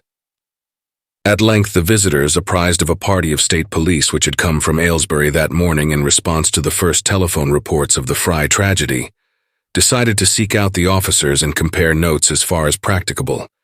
This, however, they found more easily planned than performed, since no sign of the party could be found in any direction. There had been 5 of them in a car, but now the car stood empty near the ruins in the Fry yard. The natives, all of whom had talked with the policeman, seemed at first as perplexed as Armitage and his companions. Then old Sam Hutchins thought of something and turned pale, nudging Fred Farr and pointing to the dank, deep hollow that yawned close by. "God," he gasped, "I telled him not to go down into the glen, and I never thought nobody'd do it with them tracks and that smell and the whippoorwills a-screechin' down there in the dark o' noonday." A cold shudder ran through natives and visitors alike, and every ear seemed strained in a kind of instinctive, unconscious listening. Armitage, now that he had actually come upon the horror and its monstrous work, trembled with the responsibility he felt to be his. Night would soon fall, and it was then that the mountainous blasphemy lumbered upon its eldritch course. Negotium per ambiens in tenebris. The old librarian rehearsed the formulae he had memorized, and clutched the paper containing the alternative one he had not memorized. He saw that his electric flashlight was in working order. Rice, beside him, took from a valise a metal sprayer of the sort used in combating insects, whilst Morgan uncased the big-game rifle on which he relied despite his colleagues' warnings that no material weapon would be of help. Armitage, having read the hideous diary, knew painfully well what kind of a manifestation to expect, but he did not add to the fright of the Dunwich people by giving any hints or clues. He hoped that it might be conquered without any revelation to the world of the monstrous thing it had escaped. As the shadows gathered, the natives commenced to disperse homeward, anxious to bar themselves indoors despite the present evidence that all human locks and bolts were useless before a force that could bend trees and crush houses when it chose. They shook their heads at the visitors' plan to stand guard at the Fry ruins near the glen, and as they left, had little expectancy of ever seeing the watchers again. There were rumblings under the hills that night, and the whippoorwills piped threateningly. Once in a while a wind, sweeping up out of Cold Spring Glen, would bring a touch of ineffable foetor to the heavy night air, such a foetor as all 3 of the watchers had smelled once before, when they stood above a dying thing that had passed for 15 years and a half as a human being. But the looked-for terror did not appear. Whatever was down there in the glen was biding its time, and Armitage told his colleagues it would be suicidal to try to attack it in the dark. Morning came wanly, and the night sounds ceased. It was a gray, bleak day, with now and then a drizzle of rain, and heavier clouds seemed to be piling themselves up beyond the hills to the northwest. The men from Arkham were undecided what to do. Seeking shelter from the increasing rainfall beneath one of the few undestroyed Fry outbuildings, they debated the wisdom of waiting, or of taking the aggressive and going down into the glen in quest of their nameless monstrous quarry. The downpour waxed in heaviness, and distant peals of thunder sounded from far horizons. Sheet lightning shimmered, and then a forky bolt flashed near at hand, as if descending into the accursed glen itself. The sky grew very dark, and the watchers hoped that the storm would prove a short, sharp one, followed by clear weather. It was still gruesomely dark when, not much over an hour later, a confused babble of voices sounded down the road. Another moment brought to view a frightened group of more than a dozen men, running, shouting, and even whimpering hysterically. Someone in the lead began sobbing out words, and the Arkham men started violently when those words developed a coherent form. "Oh my God, the voice choked out. "It's a-goin' again, and this time by day. It's out. It's out and a-movin' this very minute, and only the Lord knows when it'll be on us all." The speaker panted into silence, but another took up his message. "Nigh on a hour ago, Zeb Whately here heard the phone a-ringin', and it was Miss Corey, George's wife, that lives down by the junction. She says the hired boy Luther was out drivin' in the cows from the storm arter the big bolt, when he see all the trees a-bendin' at the mouth of the glen, opposite side to this, and smelt the same awful smell like he smelt when he found the big tracks last Monday mornin'. And he says they was a swishin' lappin' sound, more nor what the bendin' trees and bushes could make, and all on a sudden the trees along the rud begun to get pushed one side, and they was a awful stompin' and splashin' in the mud. But mind ye, Luther, he didn't see nothin' at all, only just the bendin' trees and underbrush. Then fur ahead where Bishop's Brook goes under the rud he heard a awful creakin' and strainin' on the bridge, and says he could tell the sound of wood a-startin' to crack and split, and all the whiles he never see a thing, only them trees and bushes a-bendin'.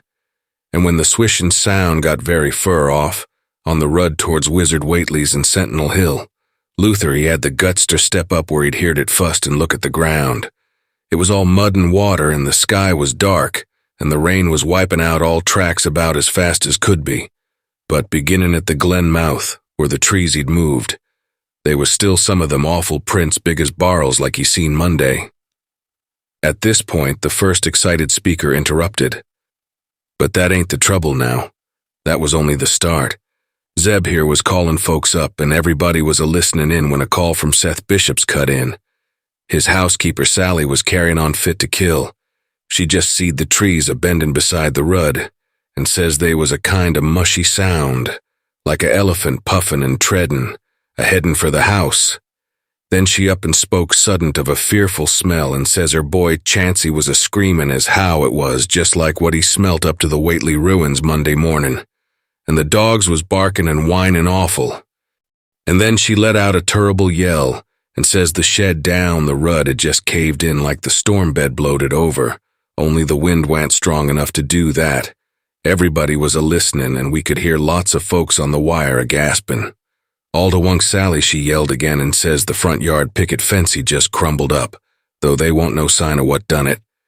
Then everybody on the line could hear Chancey and old Seth Bishop a-yellin' too, and Sally was shriekin' out that suthin' heavy had struck the house. Not lightnin' nor nothin', but suthin' heavy again the front, that kept a-launchin' itself agin and agin, though you couldn't see nothin' out the front winders. And then, lines of fright deepened on every face, and Armitage, shaken as he was, had barely poise enough to prompt the speaker. "And then, Sally," she yelled out, "oh help, the house is a-cavin' in." And on the wire we could hear a turrible crashin' and a hull flock a-screaming, just like when Elmer Fry's place was took, only wuss. The man paused, and another of the crowd spoke. "That's all. Not a sound nor squeak over the phone arter that. Just still like. We that heard it got out Fords and wagons and rounded up as many able-bodied men folks as we could get at Corey's place, and come up here to see what you thought best to do. Not but what I think it's the Lord's judgment for our iniquities that no mortal kin ever set aside." Armitage saw that the time for positive action had come, and spoke decisively to the faltering group of frightened rustics. "We must follow it, boys." He made his voice as reassuring as possible. "I believe there's a chance of putting it out of business. You men know that those Whateleys were wizards. Well, this thing is a thing of wizardry, and must be put down by the same means.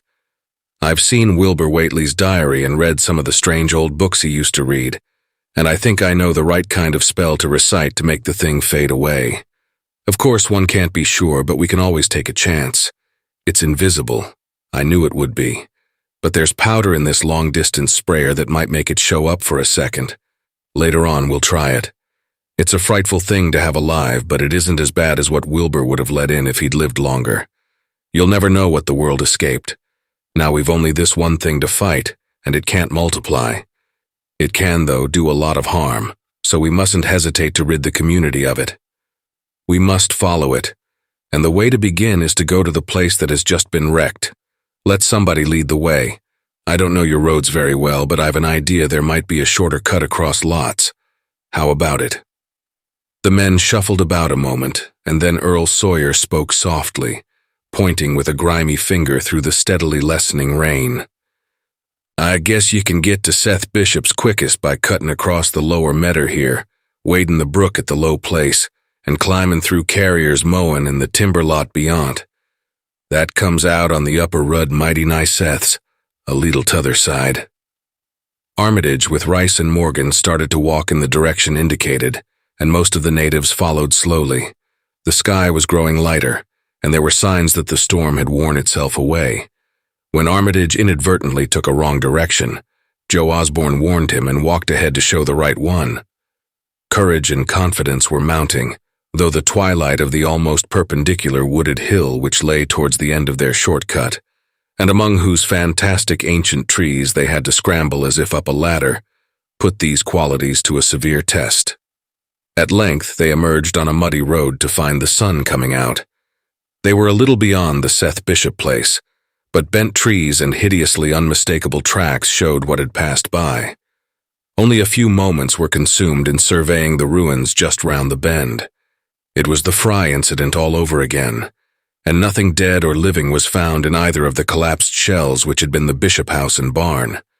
No one cared to remain there amidst the stench and tarry stickiness, but all turned instinctively to the line of horrible prints leading on towards the wrecked Whately farmhouse and the altar-crowned slopes of Sentinel Hill.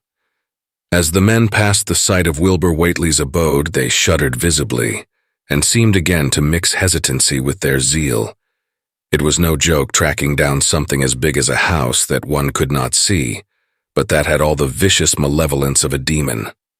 Opposite the base of Sentinel Hill, the tracks left the road, and there was a fresh bending and matting visible along the broad swath marking the monster's former route to and from the summit. Armitage produced a pocket telescope of considerable power and scanned the steep green side of the hill. Then he handed the instrument to Morgan, whose sight was keener. After a moment of gazing, Morgan cried out sharply, passing the glass to Earl Sawyer and indicating a certain spot on the slope with his finger. Sawyer, as clumsy as most non-users of optical devices are, fumbled a while, but eventually focused the lenses with Armitage's aid. When he did so, his cry was less restrained than Morgan's had been. "God almighty, the grass and bushes is a-movin'. It's a-goin' up, slow-like, creepin' up to the top this minute, heaven only knows what fur." Then the germ of panic seemed to spread among the seekers. It was one thing to chase the nameless entity, but quite another to find it. Spells might be all right, but suppose they weren't. Voices began questioning Armitage about what he knew of the thing, and no reply seemed quite to satisfy. Everyone seemed to feel himself in close proximity to phases of nature and of being utterly forbidden and wholly outside the sane experience of mankind. Chapter 10. In the end, the three men from Arkham, old white-bearded Dr. Armitage, stocky, iron-gray Professor Rice, and lean, youngish Dr. Morgan, ascended the mountain alone. After much patient instruction regarding its focusing and use, they left the telescope with the frightened group that remained in the road, and as they climbed they were watched closely by those among whom the glass was passed round. It was hard going, and Armitage had to be helped more than once. High above the toiling group, the great swath trembled as its hellish maker repassed with snail-like deliberateness, Then it was obvious that the pursuers were gaining. Curtis Waitley, of the undecayed branch, was holding the telescope when the Arkham party detoured radically from the swath. He told the crowd that the men were evidently trying to get to a subordinate peak, which overlooked the swath at a point considerably ahead of where the shrubbery was now bending. This indeed proved to be true, and the party were seen to gain the minor elevation only a short time after the invisible blasphemy had passed it. Then Wesley Corey, who had taken the glass, cried out that Armitage was adjusting the sprayer which Rice held, and that something must be about to happen. The crowd stirred uneasily, recalling that his sprayer was expected to give the unseen horror a moment of visibility. 2 or 3 men shut their eyes, but Curtis Waitley snatched back the telescope and strained his vision to the utmost. He saw that Rice, from the party's point of advantage above and behind the entity, had an excellent chance of spreading the potent powder with marvelous effect. Those without the telescope saw only an instant's flash of gray cloud, a cloud about the size of a moderately large building, near the top of the mountain. Curtis, who held the instrument, dropped it with a piercing shriek into the ankle-deep mud of the road. He reeled and would have crumbled to the ground had not 2 or 3 others seized and steadied him. All he could do was moan half inaudibly. Oh, great God, that. There was a pandemonium of questioning, and only Henry Wheeler thought to rescue the fallen telescope and wipe it clean of mud. Curtis was past all coherence, and even isolated replies were almost too much for him. Bigger'n a barn, all made of squirmin' ropes, hull thing sorta shaped like a hen's egg, bigger'n anything with dozens of legs like hogsheads that half shut up when they step. Nothing solid about it, all like jelly and made of separate wrigglin' ropes pushed close together. Great bulgin' eyes all over it, 10 or 20 mouths or trunks a-stickin' out all along the sides, big as stovepipes and all a-tossin' and openin' and shuttin', all gray with kinder blue or purple rings. And gauded heaven, that half-face on top. This final memory, whatever it was, proved too much for poor Curtis, and he collapsed completely before he could say more. Fred Farr and Will Hutchins carried him to the roadside and laid him on the damp grass. Henry Wheeler, trembling, turned the rescued telescope on the mountain to see what he might. Through the lenses were discernible 3 tiny figures, apparently running towards the summit as fast as the steep incline allowed. Only these, nothing more. Then everyone noticed a strangely unseasonable noise in the deep valley behind, and even in the underbrush of Sentinel Hill itself. It was the piping of unnumbered whippoorwills, and in their shrill chorus there seemed to lurk a note of tense and evil expectancy. Earl Sawyer now took the telescope and reported the 3 figures as standing on the topmost ridge, virtually level with the altar stone but at a considerable distance from it. One figure, he said, seemed to be raising its hands above its head at rhythmic intervals. And as Sawyer mentioned the circumstance, the crowd seemed to hear a faint, half-musical sound from the distance, as if a loud chant were accompanying the gestures. The weird silhouette on that remote peak must have been a spectacle of infinite grotesqueness and impressiveness, but no observer was in a mood for aesthetic appreciation. "I guess he's saying the spell," whispered Wheeler as he snatched back the telescope. The whippoorwills were piping wildly, and in a singularly curious irregular rhythm quite unlike that of the visible ritual. Suddenly the sunshine seemed to lessen without the intervention of any discernible cloud. It was a very peculiar phenomenon and was plainly marked by all. A rumbling sound seemed brewing beneath the hills, mixed strangely with a concordant rumbling which clearly came from the sky. Lightning flashed aloft, and the wondering crowd looked in vain for the portents of storm. The chanting of the men from Arkham now became unmistakable, and Wheeler saw through the glass that they were all raising their arms in the rhythmic incantation. From some farmhouse far away came the frantic barking of dogs. The change in the quality of the daylight increased, and the crowd gazed about the horizon in wonder. A purplish darkness, born of nothing more than a spectral deepening of the sky's blue, pressed down upon the rumbling hills. Then the lightning flashed again, somewhat brighter than before, and the crowd fancied that it had showed a certain mistiness around the altar stone on the distant height. No one, however, had been using the telescope at that instant. The whippoorwills continued their irregular pulsation, and the men of Dunwich braced themselves tensely against some imponderable menace with which the atmosphere seemed surcharged. Without warning came those deep, cracked, raucous vocal sounds which will never leave the memory of the stricken group who heard them. Not from any human throat were they born, for the organs of man can yield no such acoustic perversions. Rather would one have said they came from the pit itself, had not their source been so unmistakably the altar stone on the peak. It is almost erroneous to call them sounds at all, since so much of their ghastly infrabass timbre spoke to dim seats of consciousness and terror far subtler than the ear. Yet one must do so, since their form was indisputably, though vaguely, that of half-articulate words. They were loud, loud as the rumblings and the thunder above which they echoed. Yet did they come from no visible being. And because imagination might suggest a conjectural source in the world of non-visible beings, the huddled crowd at the mountain's base huddled still closer, and winced as if in expectation of a blow. Ignal, ignae, thvultkanga, yog-sothoth, rang the hideous croaking out of space. Yeb think, he, ngurktl. The speaking impulse seemed to falter here, as if some frightful psychic struggle were going on.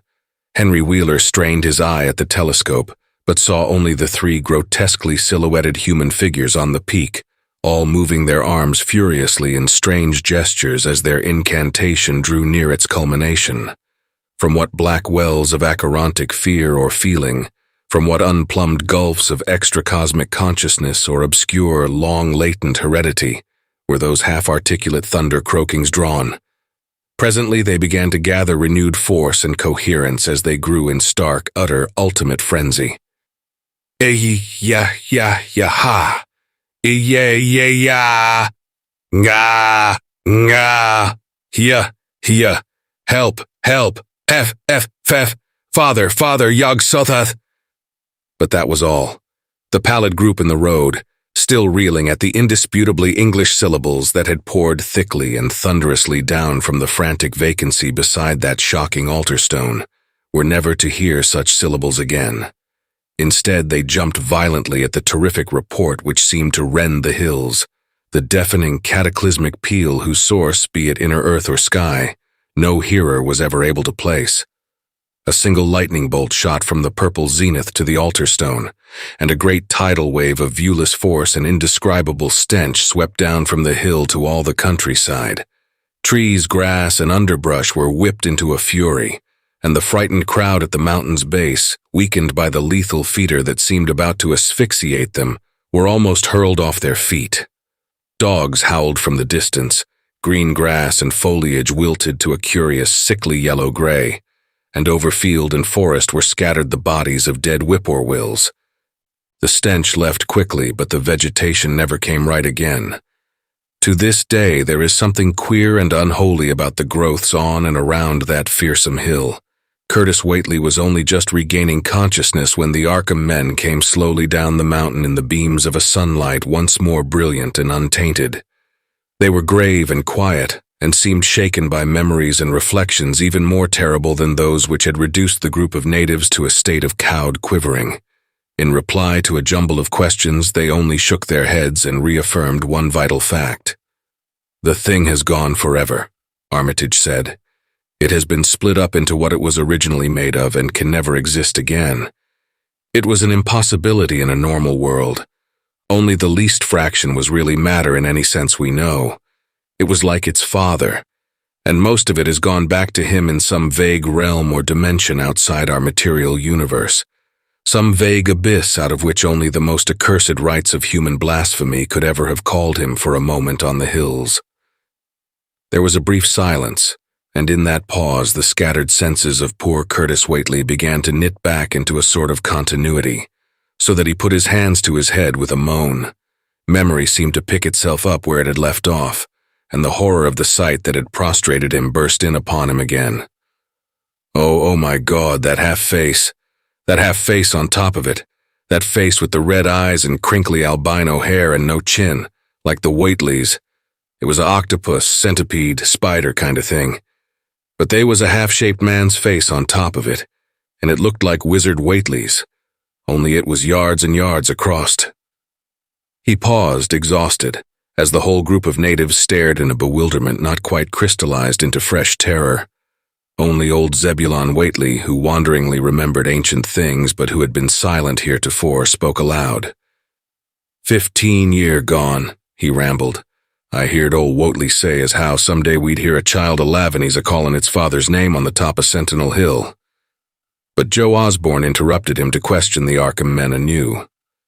What was it anyhow, and however did young Wizard Whately call it out of the air it come from? Armitage chose his words very carefully.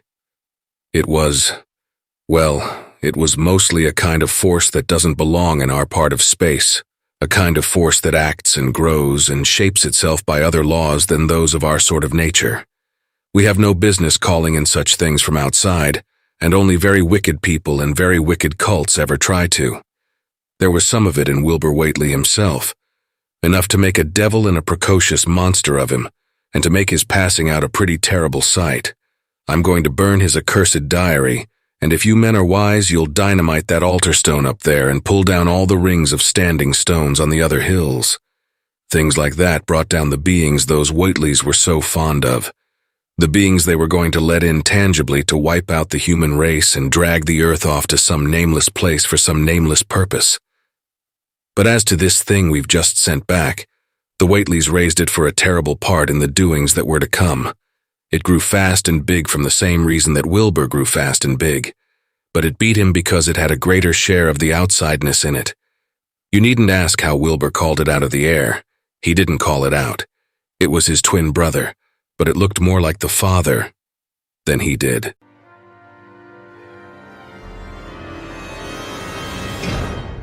Hey family. A very big thank you to H.P. Lovecraft for allowing me to narrate such an awesome tale.